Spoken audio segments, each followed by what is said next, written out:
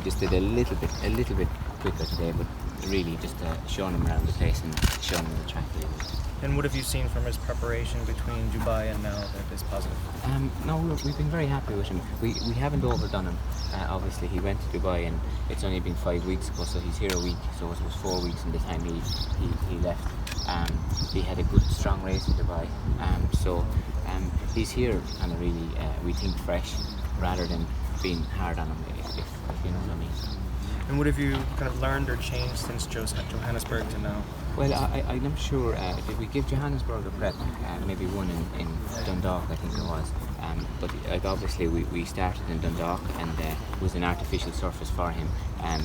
Coming up to last year's Breeders' Cup, when he was second in the Dewhurst, we felt, and listen, the lads always thought that he could be a Kentucky Derby horse, and we felt that he was a horse that had a chance of acting on the dirt.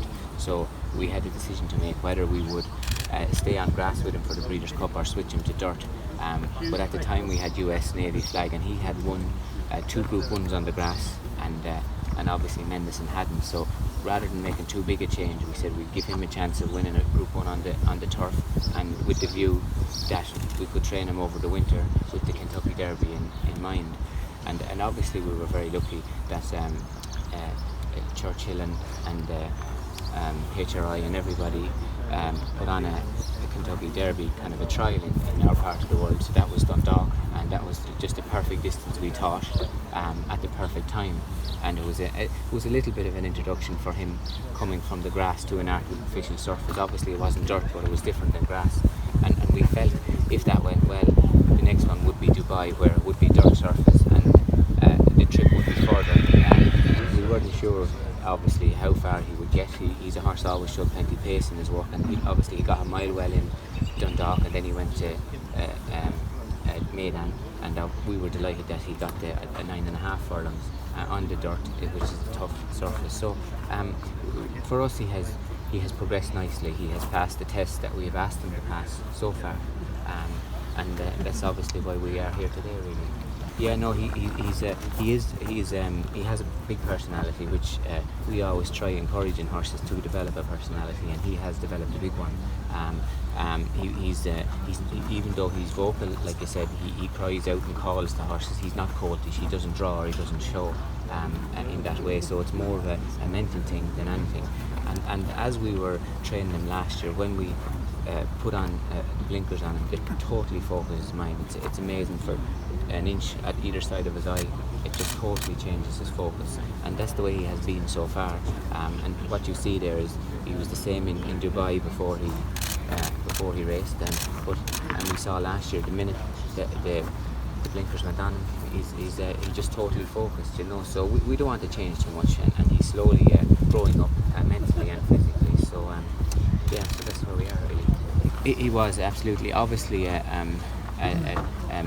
John and Sue and Derek and Gay and Michael and Doreen, when they bought him, Paul and MB picked him out in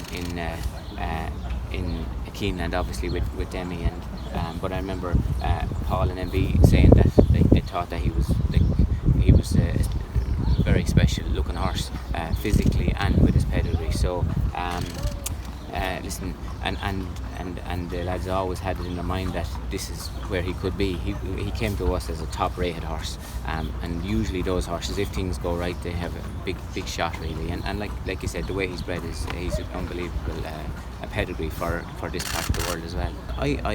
I'm not qualified enough to talk much about dirt, to tell you the truth, but Maidan is a proper dirt surface, and I remember when they changed it from artificial to dirt, and it was for this reason.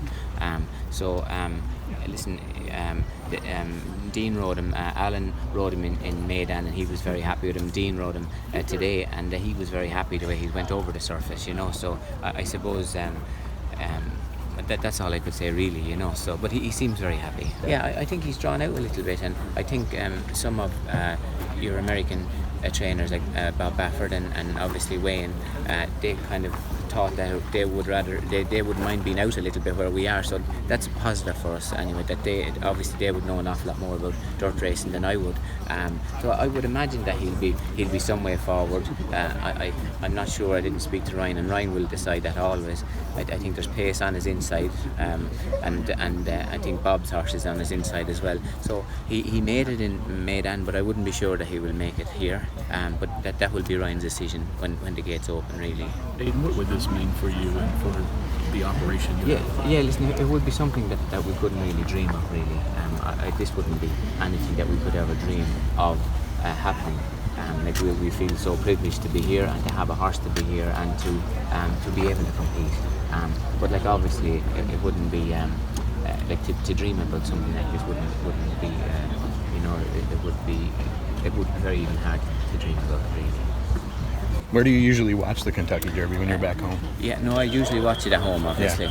So watch it on telly. It's obviously late at night. That's it, exactly. But listen, it's incredible race, incredible place, incredible culture here. So like we're privileged to be here, really. Thank you, sir. Thank you, sir.